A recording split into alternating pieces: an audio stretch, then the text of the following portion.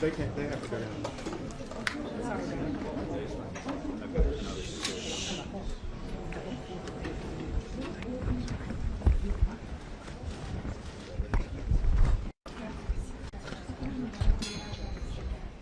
Mr. President, Joe, I want to thank you for coming here today and for the unequivocal support you have given Israel during these trying times, a support that reflects the overwhelming will of the American people. I've seen your support every day in the depth and breadth of cooperation that we have had since the beginning of this war.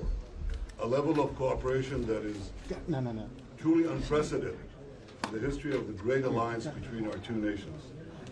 We see that support in your steadfast commitment to provide Israel with the tools we need to defend ourselves.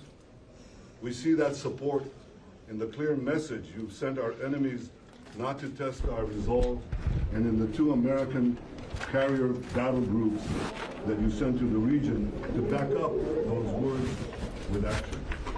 But above all, Mr. President, the world sees that support in the moral clarity that you have demonstrated from the moment Israel was attacked.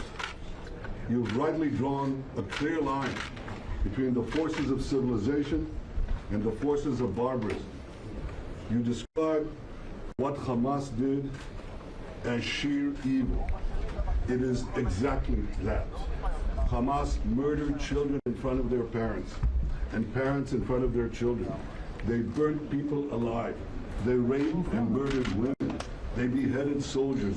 They searched for the secret hiding places where parents hid their children. And just imagine, Mr. President, the fear and the panic of those little children in their last moments as the monsters found out their hiding places.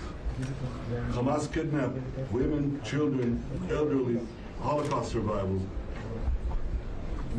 I know you share our outrage on this, and I know you share our determination to bring these people back. On October 7th, Hamas murdered 1,400 Israelis, maybe more. This is in a country of fewer than 10 million people. This would be equivalent to over 50,000 Americans murdered in a single day. That's 29 11s. That is why October 7th is another day that will live in infamy. Mr. President, you rightly said that Hamas is worse than ISIS. The German chancellor who visited here yesterday said that Hamas were the new Nazis. You're both right. And just as the civilized world united to defeat the Nazis and united to defeat ISIS, the civilized world must unite to defeat Hamas. I can assure you, Mr. President, Israel is united to defeat Hamas. And we will defeat Hamas and remove this terrible threat from our lives. The forces of civilization will prevail for our sake, for your sake, for peace and security in our region and in the world. Mr. President, for the people of Israel, there's only one thing better than having a true friend like you standing with Israel, and that is having you standing in Israel. Your visit here is the first visit of an American president in Israel at a time of war. It is deeply, deeply moving.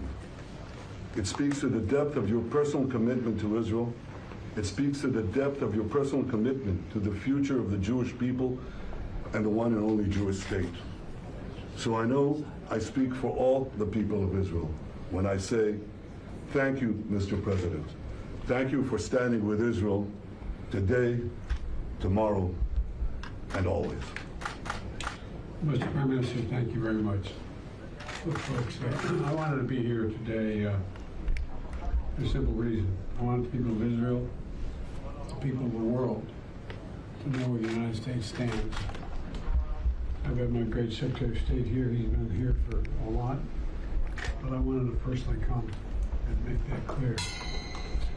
Terrorist group Hamas has slaughtered, as has been pointed out, over 1,300 people. And it's not hyperbole to suggest slaughtered. And including 31 Americans. And they've taken scores of people hostage, including children. He said, imagine what those children hiding from Hamas were thinking. It's beyond my comprehension to be able to imagine what they're thinking. Beyond my comprehension. They're committed evils that, atrocities that make ISIS look somewhat more rational. You know, Americans are agreeing with you. They really are. And Americans are worried. Americans are worried because they know this is not an easy field to navigate, what you have to do. But the fact is that Israel, as they respond to these attacks, seems to me that have to continue to ensure that you have what you need to defend yourselves. And we're going to make sure that occurs, as you know. And we have to also bear in mind that Hamas does not represent all the Palestinian people, and has brought them only suffering. You know, years ago, I asked the Secretary of State when he and I were working in the Senate to write something for a man. Said, he wrote a line that I think is appropriate.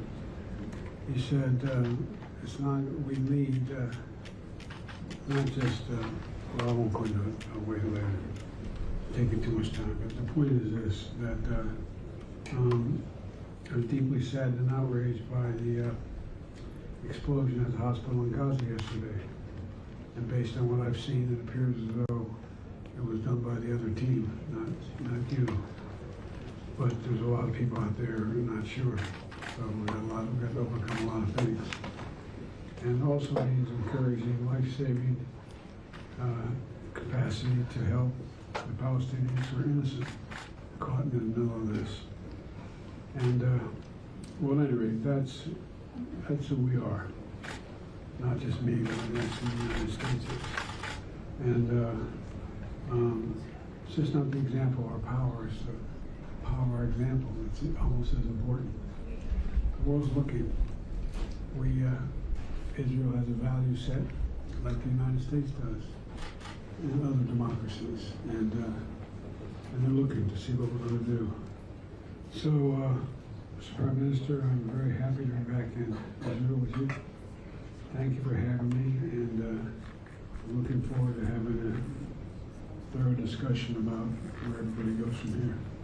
But thank you, and I want to say to the people of Israel, their courage, their commitment, their bravery is stunning. It's really stunning. I'm proud to be here. Thank you.